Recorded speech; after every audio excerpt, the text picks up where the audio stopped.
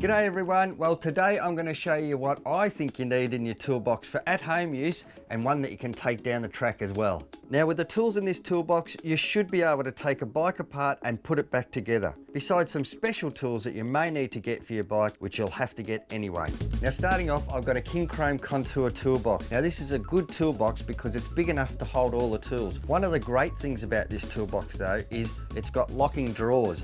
So when the drawers go shut, they lock. If you're traveling, that means they're not going to slide open and all your tools will slide out. To start off with, a magnetic tray's a real handy little gizmo, great for holding the bolts and nuts when you're at the track or at home. Of course, you need a good quality socket set that's got all the sockets from 8mm to 32mm. In here is everything to do with tyre changing, and you're probably going to change some tyres at the racing. A really good thing's a bead buddy. This is fantastic for holding the bead when you're changing tyres.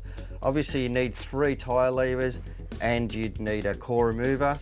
One of the most important things in your toolbox will be your tyre pressure gauge. Make sure you shell out a bit of money for a good one. It'll last a long time and it'll be very accurate. You won't believe the difference it makes in just 1 or 2 pounds of pressure in your tyre. This drawer here, we've got some odds and ends, a tape measure for obviously race sag. This is for lubing your cables. This one here's got all the pliers in it, long nose pliers, multi-grip pliers, some cutters and also just some combination pliers as well. In this drawer we've got some Allen key sets and all your screwdrivers that you'd need at the track. In this drawer we've got something that's really cool. It's a chain breaker that you get from Link International. Again, some spanners, and these spanners range from 8mm up to 27mm. A spring puller for 2 strokes and 4 strokes these days. Some vice grips. This one's got some great spanners in it. They're geared spanners, so they're like a socket type spanner. Really handy, and again, just the sizes that you need for the nuts and bolts. And I've got a pair of safety wire twisters. These are fantastic for obviously putting safety wire in your grips and all the nuts and bolts. You can get that from Link International as well.